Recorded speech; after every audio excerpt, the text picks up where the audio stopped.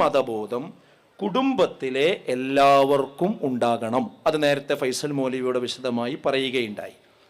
കാരണം ഇന്നൊരു വകുപ്പ് വിഭജനമാണ് പല വീടുകളിലും നടക്കുന്നത്. ഉമ്മ ഇങ്ങനെ മുറ്റടിച്ചുകൊണ്ടിരിക്കുകയാണെങ്കിൽ ഒരാളൊരു നോട്ടീസുമായിട്ട് ഒരു ഗാനമേള ഉണ്ട് എന്ന് പറഞ്ഞ് വന്നാൽ ഉമ്മ പറയും, മോനെ നിന്നെ കാണാൻ ഒരാൾ വന്നിട്ടുണ്ട് എന്ന് പറയും. അത് അവനുള്ളതാണ്. കുറച്ച് കഴിഞ്ഞ് മകൻ അവിടെ പത്രം വായിച്ചു കൊണ്ടിരിക്കുന്ന സമയത്ത് വേറൊരാൾ ഒരു ഖുർആൻ ക്ലാസിൻ്റെ ഒരു ലെറ്ററുമായിട്ടാണ് വരുന്നതെങ്കിൽ മകൻ അടുക്കളയിലേക്ക് വിളിച്ചു പറയും, ഉമ്മ നിങ്ങളെ കാണാൻ ഒരാൾ വന്നിട്ടുണ്ട് ഇവിടെ.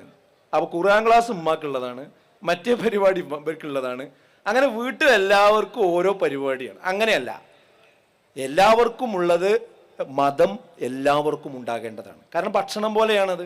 ഡൈനിങ് ടേബിളിൽ ഭക്ഷണം എടുത്ത് വിളമ്പി വെച്ചിട്ട് എല്ലാവരും ചുറ്റും ഇരുന്നു. ഉമ്മയും വാപ്പി മാത്രം ഭക്ഷണം കഴിച്ചു. മക്കളൊക്കെ ഇങ്ങനെ നോക്കിയിരുന്ന വയറ് നിറയോ? ഇല്ലല്ലോ. അവർ കൂടി കഴിച്ചാലേ അവരുടെ വയറ് നിറയുള്ളൂ.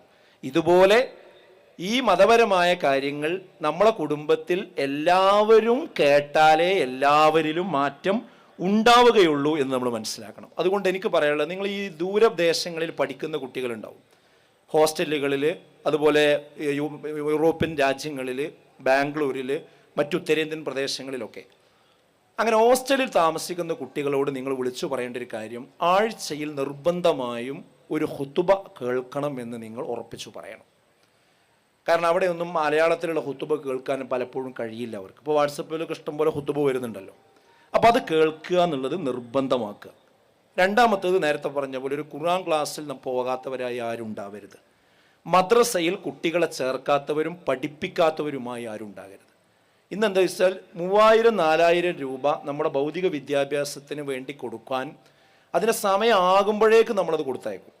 എന്നാൽ അതേ രക്ഷിതാവ് തന്നെ 200-300 രൂപ മദ്രസയിലേക്ക് ഫീസ് കൊടുക്കണമെന്ന് പറഞ്ഞാൽ എത്ര പ്രാവശ്യം ചോദിക്കണം അത് കിട്ടണമെങ്കിൽ? എന്തിനാ ഈ ഫാമിലി കോൺഫറൻസ് എന്നറിയോ? കുടുംബം പോണ പോക്ക് ഇങ്ങനെയാണ്. ഇതിനൊരു ബ്രേക്ക് ഇടണമെങ്കിൽ ഈ മതബോധം കൊണ്ടല്ലാതെ നടക്കൂല. അതുകൊണ്ട് മദ്രസയുടെ കാര്യം വളരെ ഗൗരവത്തിൽ നമ്മൾ പരിഗണിക്കണം.